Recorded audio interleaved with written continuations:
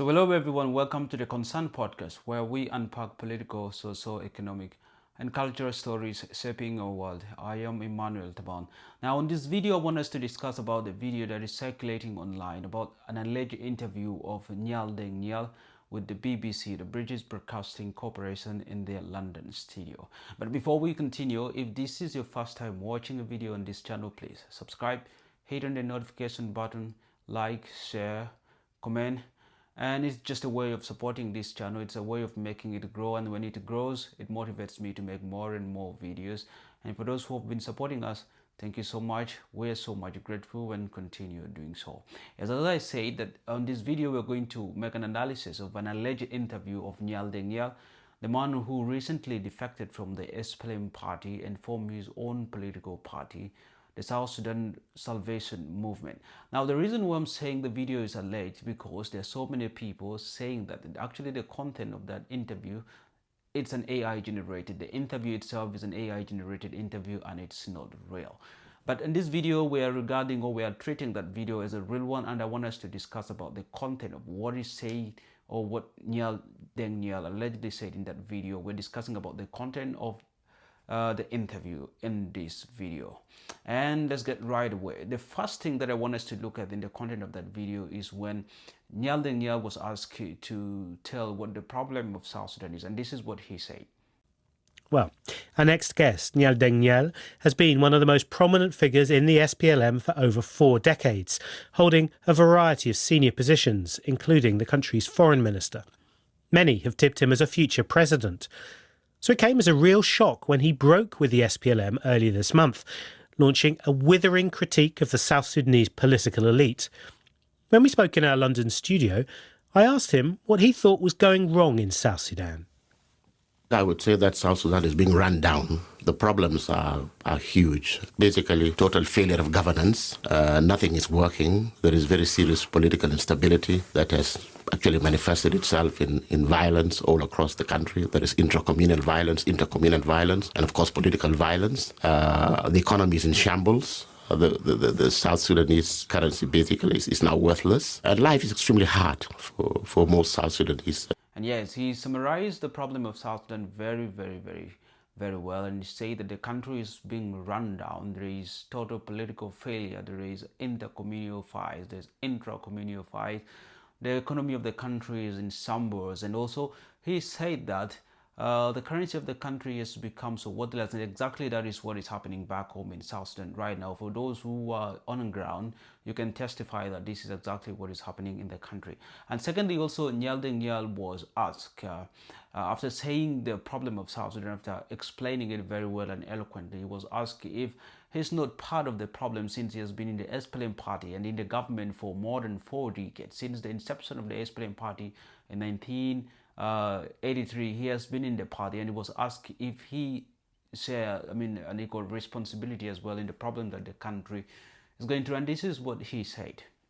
And that sort of critique would fall not just on Salva Kiir, but on others, including perhaps you, who've been at the heart of South Sudanese political life for decades. Yeah, you can say that the failure of the SPLM is a collective responsibility in the sense that people like myself, who have been part of the leadership for quite long, haven't spoken out, basically haven't taken action, But it is not necessarily true that liberators are not good in running governments. Yes, in the video, Nhial Deng Nhial admitted that, of course, being part of the SPLM party and in the government for all these years, he equally shared the responsibility for the problem that the country has been facing. And maybe the problem is that he has not taken an action for all these years, but it looks like he has decided now, and he has taken an action, and his action is defecting from the SPLM party, forming his own political movement, the South Sudan Salvation Movement. And maybe that is the action he has taken today, but he squarely admitted that he is part of the problem that the country is grappling with today. And that is what Nhial Deng Nhial said when he was asked if he is part of the problem that the country is grappling with. And the next thing that he also mentioned in that video is that he tried to describe the SPLM party in a very dramatic way, and he said that the SPLM party is like a locomotive. In fact, this is what he said in the video. In fact, the SPLM, it's like a locomotive, where you have got carriages. The carriages are fine, but the locomotive itself is damaged. Yeah, so Nhial Deng Nhial said that the SPLM party is like a locomotive. It's like a locomotive where the carriages are actually fine, but it's only that the locomotive itself is damaged.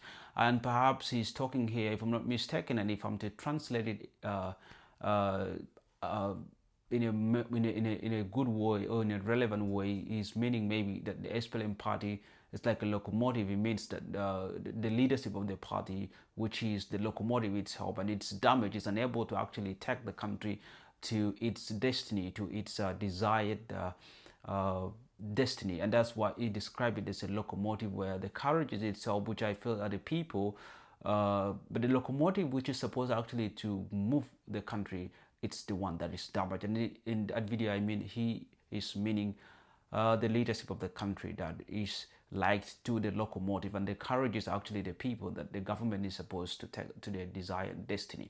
And that's why he described the SPLM party in that video, a party that he has been part of for the last 40 years, since its inception in the 1983. And lastly, the most interesting part of that video, of that interview, where Nhial Deng Nhial was asked that as he has formed a new political movement, the South Sudan Salvation Movement, is he going to use it as a, I mean, to get to power in a most peaceful way, or the movement is going to resort into violence, just like what the country witnessed with the previous one, the SPLM-IO, and all other political functions that have decided to desert the SPLM mainstream. Nhial was asked if he's going to get through a peaceful transition or he wants to resort into a violent one. And this is what he said in that video. Let's listen to it. You formed a new movement. Will it be a peaceful one, or are you prepared to use violence to obtain your ends, your desires? We would hope that we won't have to resort to armed struggle. But if President Salva Kiir and his government continue to resist the transition, so that the transition comes to a halt, then there will be no alternative, not only for me, but for other South Sudanese, other than to resort to armed resistance. It will become inevitable.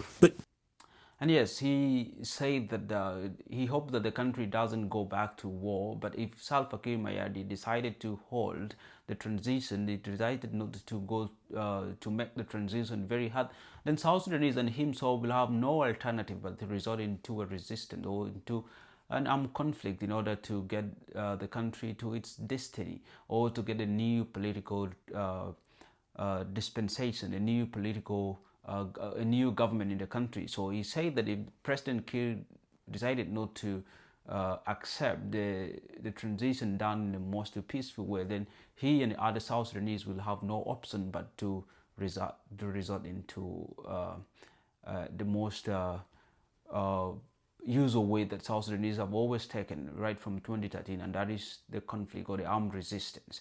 And that is what mainly he said in that video, that alleged video, which so many people are saying it's an AI generated interview with the British Broadcasting Corporation. And that is the content of the video, and these are the most important parts that I feel are most crucial for every follower or subscribers of us that are following us, right?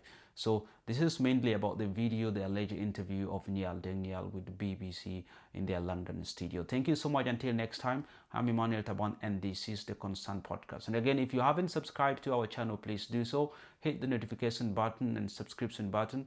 Comment, like, and of course, if the videos interest you, why not share with your colleagues and your circle? It's a way of making this channel grow, and together we can make this channel a very, very legitimate side where we can rely on political and other stories that are shaping our country back home, the African continent and East Africa. Thank you so much.